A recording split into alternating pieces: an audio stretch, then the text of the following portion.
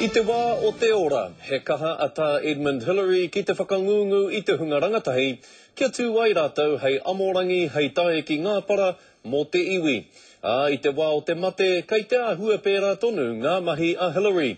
No te rangi nei I ria kina ai tōna whare, I tā kohati atu ki te kāreti o tā Edmund Hillary, hei whare whakangungu mō ana tauira amorangi.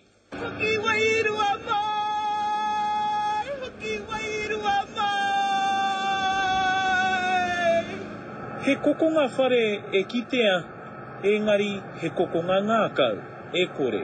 I mean, I saw it coming up and then suddenly I started crying. It's very emotional. Neke atu I te rima te kautau I muri I tōna whakatūnga mai, kua ria kina te whare o tā Edmund Hillary. He mea tā koha ki te kāreti o Hillary, hei whare whakangungu moana amorangi. We'll carry his name, now we're going to get his house. To help us to gain persistence and never giving up. Well, I think that you can't help but be inspired when you know who's lived in the house. Te āhua nei e hara I te mea no te kāreti anake te honore.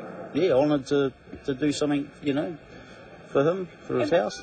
Hau whā o te kāreti o Hillary he Māori. He o e kore rātou e wai maria ki te whare nei, kia ketu rā no te kāreti I te whārau manotāra, hei hūnuku I te whare ki tōna kāinga rua. We have some donations, which is enough obviously to move it off, and then we'll obviously be fundraising to sell a brick one as part of it. Ko te whenua I tū ai te whare ka whakamahia e tōna kaipupuri e Terry Jarvis, hei wāhi mō tana māra. Ka puritia te whare e te kamupene o Andrews, ko te tūmanako ka whakatūria rānotia hei roto I te ono marama. Ki ngi kiri ona, te karere.